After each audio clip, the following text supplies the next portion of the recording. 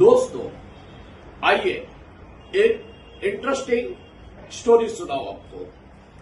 एक हकीम साहब थे जिनकी एक बेटी थी। हकीम साहब ने अपनी बेटी का निकाह किया और बेटी चली गई ससुराल। अब हुआ क्या कि हकीम साहब की बेटी और उनकी सास यानी सास बहू में रोजाना झगड़े होते हैं। रोजाना दोनों में तू मैं का सिलसिला शुरू हुआ। बेटी एक दिन तंग होकर अपने वालिद के पास यानी हकीम साहब के पास आती है और कहती है, अब्बा आप कोई ऐसी दवाई दीजिए कि मैं अपनी सास को खिलाऊं और सास मर जाए। रोज उससे मेरा झगड़ा होता है और बिल्कुल मैं इरिटेट हो जाती हूं उससे झगड़ कर। हकीम साहब सारी बात को समझ जाते हैं, एक शीशी लेकर आते हैं, अपनी बेटी को देते हैं।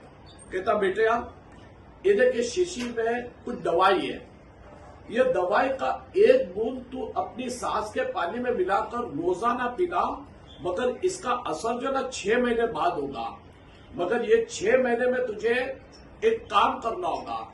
तेरी सास तुझे कितना ही चिल्लाए, कितना ही डांटे, कितनी जली कटी सुनाए, तुझे खामोश रहना है, तुझे कुछ नहीं बोलना है।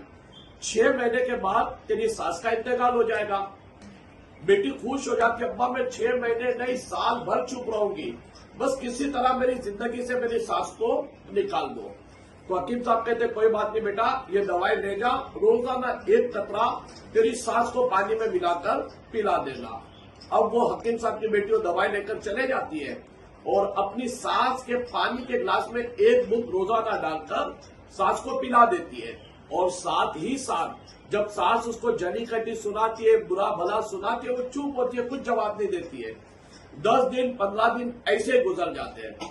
उसकी सास सोचती है कि मेरी बहू तो बड़ी सुधर गई है, मैं इसको इतनी जली कटी सुनाती हूँ मगर ये कुछ बोलती ही नहीं।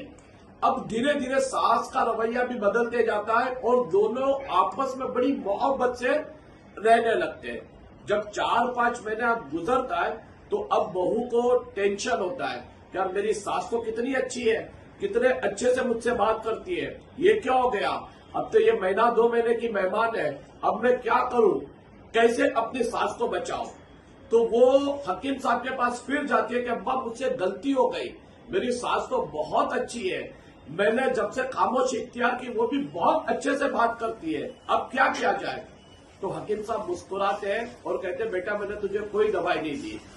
दरअसल बात यह है कि जब तेरी सास तुझे जली कटी सुनाती थी, तू भी उसके साथ बहस करती थी।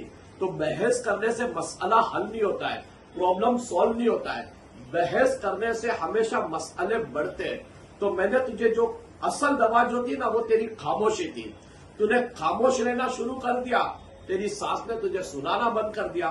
मोरल ऑफ द स्टोरी, अगर आपके साथ कोई प्रॉब्लम है, आपके साथ कोई लड़ता है, आप खामोश रहें। देखिए, इग्नोर करना, खामोश रहना बहुत सारे प्रॉब्लम का सॉल्यूशन है।